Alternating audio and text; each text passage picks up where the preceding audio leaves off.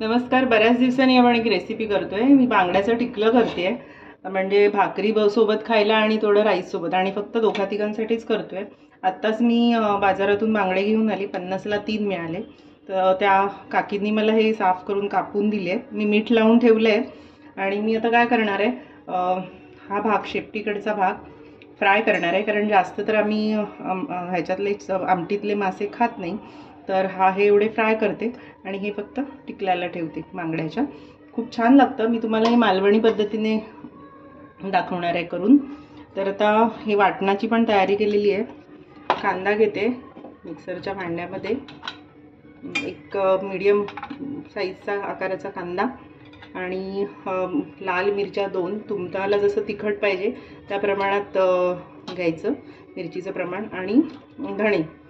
हे मी भिजवून ठेवलेले अगदी 5-10 मिनटं, म्हणजे ते चांगले वाटले जातात.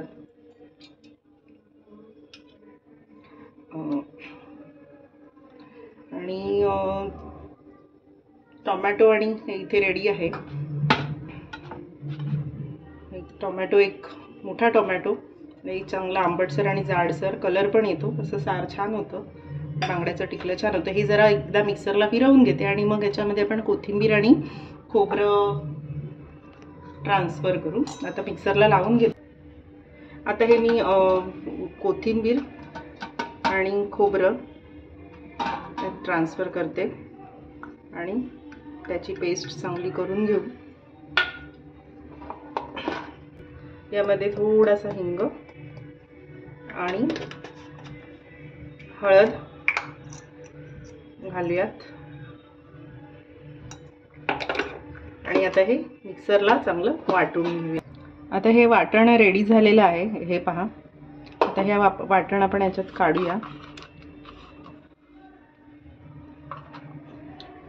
हाताचाच वापर करते. हाताने केलेला फील येतो एक वेगळ्या प्रकारचा, आणि म्हणतात की हाताची चव स्वयंपाकात उतरते आणि त्याच्याप्रमाणे जेवणाला टेस्ट येते.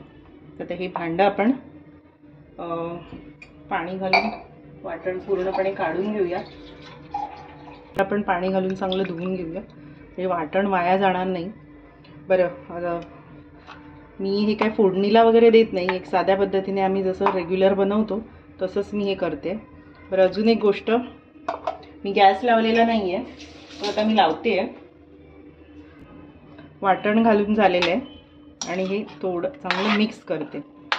याच्यामध्ये आता काहीच करायचं नाही आपल्याला, सगळं घातलेलं आहे ऑलरेडी. मी बांगड्यांना मीठ घातलेलं होतं, त्याच्यामुळे मीठ पण आपल्याला आता जास्त घालायचं नाही आहे.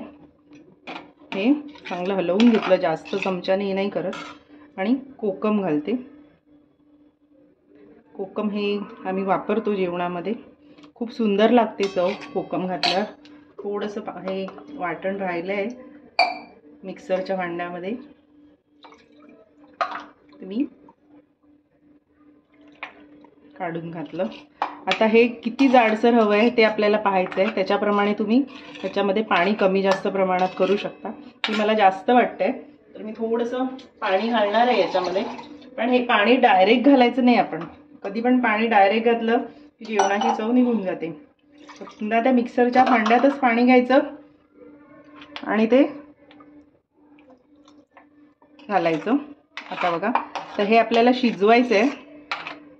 हे अगदी 5 ते 10 मिनिटातच शिजून येईल. एक 10 मिनिटं आपण याच्यावर झाकण ठेवूया. 10 मिनिटं झाली आहे. आता बघूया. आहा, ऑलमोस्ट रेडी आहे. वाव, खूप छान सुवास येतोय आणि झालं. म्हणजे अगदी 2-3 जण आम्ही छानपैकी खाऊ शकतो.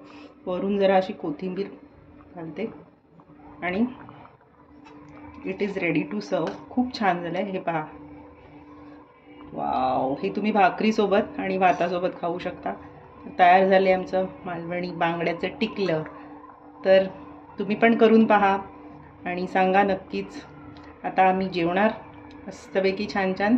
तुम्हाला हा व्हिडिओ आवडला, प्रोसिजर आवडली तर नक्की लाईक करा, शेअर करा आणि सबस्क्राईब करा. थँक्यू.